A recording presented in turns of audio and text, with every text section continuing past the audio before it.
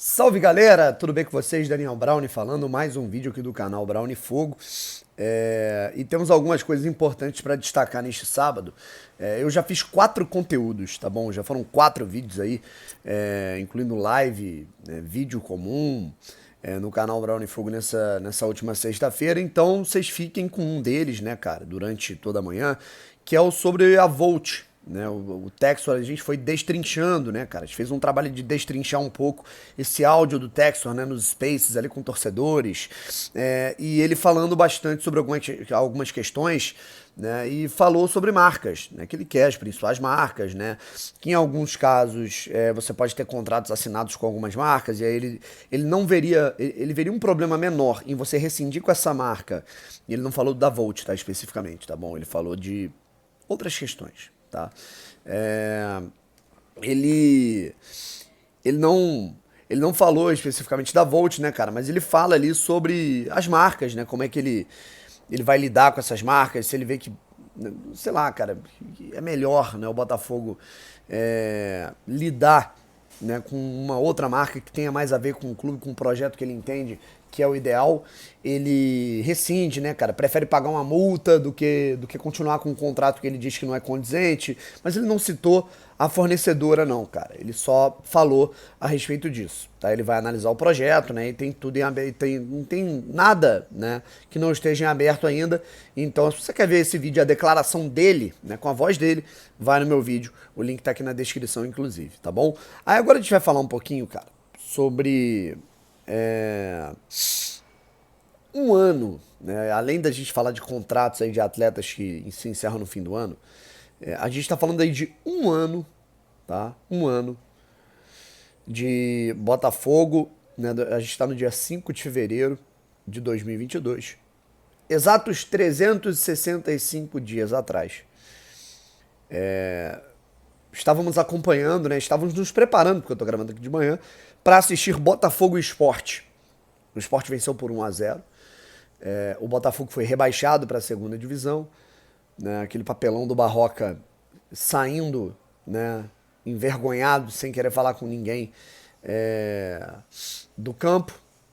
E aí, ele. E aí depois nós tivemos um anúncio do Freeland demitindo o Barroca, o Túlio Lustosa, o Botafogo caindo, né, contas atrasadas, problemas, pendências, um time destroçado, né, a casa toda desarrumada, estrutura zero, né, e aí quem cuida do futebol tem que cuidar disso também. Quando o Freeland chegou, ele viu uma estrutura precária, né, e o comitê de futebol parece que não faz o menor sentido, a menor ideia disso, né, cara? Que além de jogador e de técnico, você tem que ter uma estrutura. E eles não cuidavam disso. Bom, e aí a gente se via na segunda divisão, há poucos dias do início da temporada, né? Porque não teve pré-temporada, não teve férias por conta da situação da Covid. E aí, meu amigo, qual era a nossa expectativa? Qual era a nossa perspectiva naquele momento? Cara, nenhuma. Né? O Dorcésio entrou, a gente desconfiado, né? Porque o Dorcésio sempre teve, ainda tem, né? Muita ligação com pessoas que já participaram da política do clube, que a gente não tem tanto apreço, né? Enfim. E aí, cara, as coisas foram se ajeitando aos poucos. Veio o Chamusca, não deu muito certo. Depois veio o Anderson. Mas além do processo de virada de chave que foi fundamental dentro do campo, fora dele, né, cara? Botafogo fazendo estudos, abrindo concorrência para serviços especializados, né, tentando colocar contas em dia, analisando, né, cara, com a entrada do CEO, cara, alguém vai ter que pagar essa conta, teve que demitir um monte de gente, que foi doloroso para todo mundo, né, cara, até para quem tá aqui fora que conhece funcionários que foram embora, né, eu, por exemplo, conheço, né, não sou amigo, mas sou conhecido de 2 caras principalmente que foram embora, né, que foram o Caco, que é assessor de imprensa, que é um cara, assim, um cara meio grosseirão e tal, mas ele é fantástico, ele é um cara maneiro pra caramba, ele é daquele jeitão mesmo, é um cara muito maneiro, ele é o chefe da comunicação do Botafogo, e o Ivan, né, que segurança de tantos e tantos anos do Botafogo, certo? Deixa eu dar um golinho no café aqui. Tomando café puro que eu tô de dieta, rapaziada. E aí, é...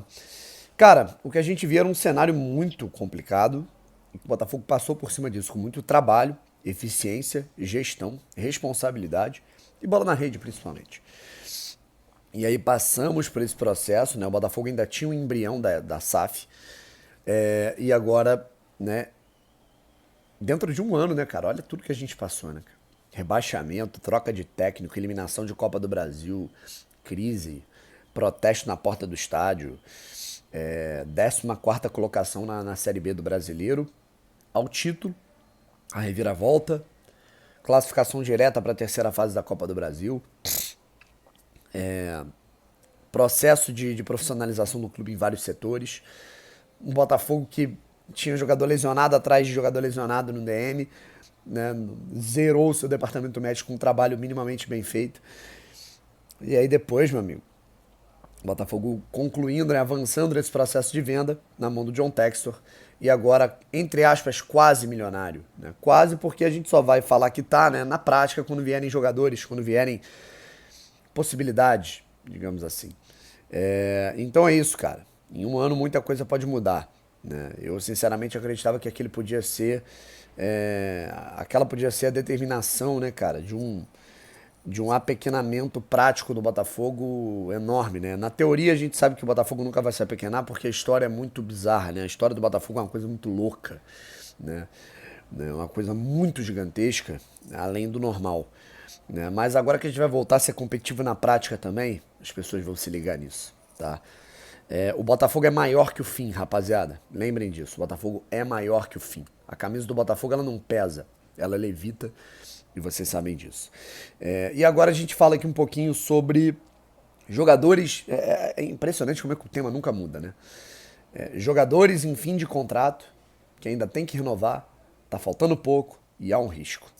É o caso dele, que entrou em campo no último jogo contra o Madureira, mudou a partida, jogou muito bem, participou de gol e fechou a partida marcando um belíssimo gol, que foi o 4º contra o Madureira. Falo de Raí, moleque bom, sangue bom pra caramba, já tive a oportunidade de conversar com ele, moleque gente boa, tranquilão, humilde, e joga bola, né, cara? Joga bola. Eu ainda acho que precisa ganhar um pouco mais de corpo, questão física. Se quiser se titular do Botafogo, ainda acho que tem que ter um trabalho mais adequado, mas acho que enquanto ele contribuir ali nesse aspecto também já vai ser muito bom.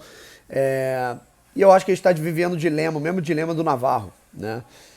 A gente não sabe, eu acredito que ele venha se resolver, eu acredito que ele venha renovar, mas assim como o Navarro, o Raí termina o contrato no fim do ano. Vamos para outro que não está nem sendo usado agora, né? O Guilherme Liberato, que se destacou na Copinha pelo Botafogo, volante, forte, contrato até o fim do ano. Matheus Nascimento, contrato até o meio de 2023, isso é um risco, né? Chega no fim do ano, esse cara pode assinar um pré-contrato. Então, se eu tivesse que tratar com urgência alguma questão com o Textor nesse momento, né, seria esses contratos. Claro que você tem a urgência do time, da estrutura, do dinheiro, tem que contratar reforços, mas eu marcaria, se eu fosse do departamento de futebol do Botafogo, eu marcaria uma reunião específica para falar justamente sobre, assim, mas não tenho dúvida que eu faria isso, né?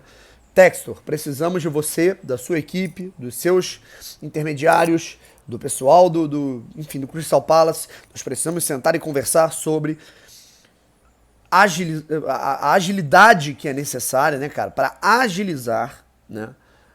Então a gente precisa conversar sobre essa agilidade, né, para os contratos de atletas das categorias de base que ainda precisam ser renovados, porque esses atletas, com o dinheiro que você vai querer investir, vai ser dinheiro de pinga pra você. Você vai renovar o contrato desses moleques, eles vão jogar pra caramba, vão ter o retorno técnico, vai ser uma puta visibilidade porque vai mostrar que a base do Botafogo tá mudando e você vai vender esses garotos aí por um preço muito maior e já vai começar lucrando.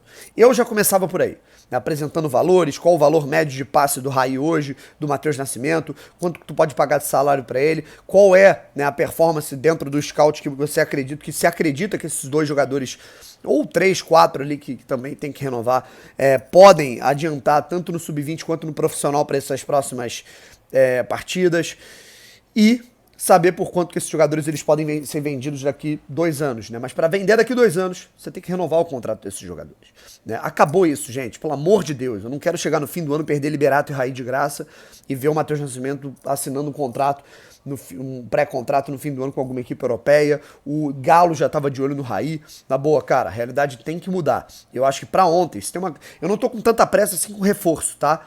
Mas nessas renovações contratuais, isso sim eu tô com pressa.